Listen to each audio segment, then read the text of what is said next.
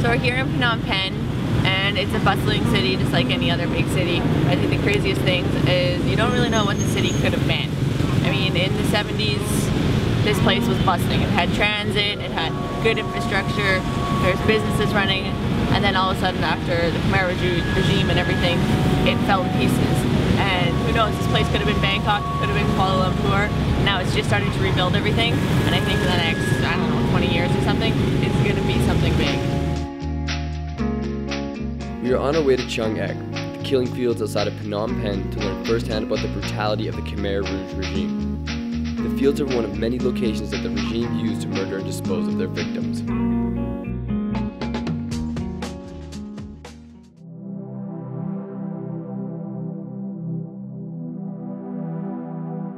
In the past 35 years, Cambodia has suffered through some of the most violent history the world has ever seen. In 1975, Pol Pot and his radical Khmer regime took over the country and proceeded to systematically annihilate over 20% of the population.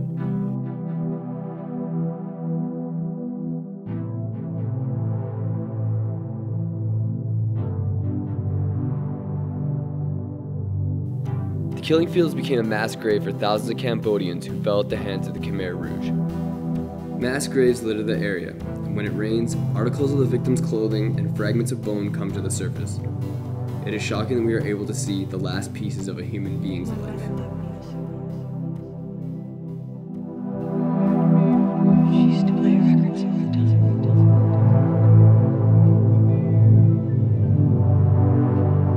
I grew up listening to this music. Just finished up the killing field right outside of Phnom Penh, where Pol Pot and his regime took all the prisoners that were at this place right now, S-21, and executed them. I can't even really do it justice by talking about it, but it was definitely a really somber experience.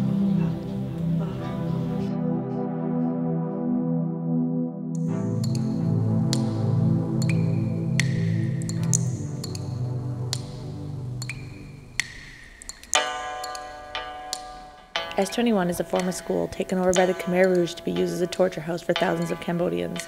The atmosphere of this place is utterly terrifying, and you cannot begin to imagine the terrors experienced here.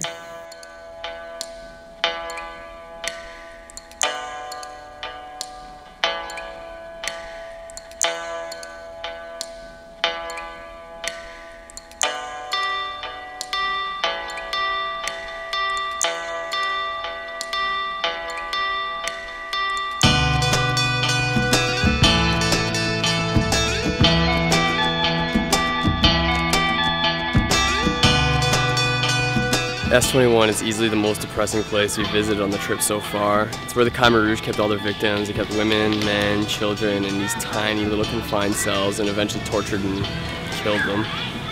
It's really surreal walking around and seeing all the small cells, looking at the floor and seeing bloodstains, seeing chains, seeing the tools of torture that were left here really only 30 years ago. And I don't think anything I say will really do it justice, but it is a very creepy place.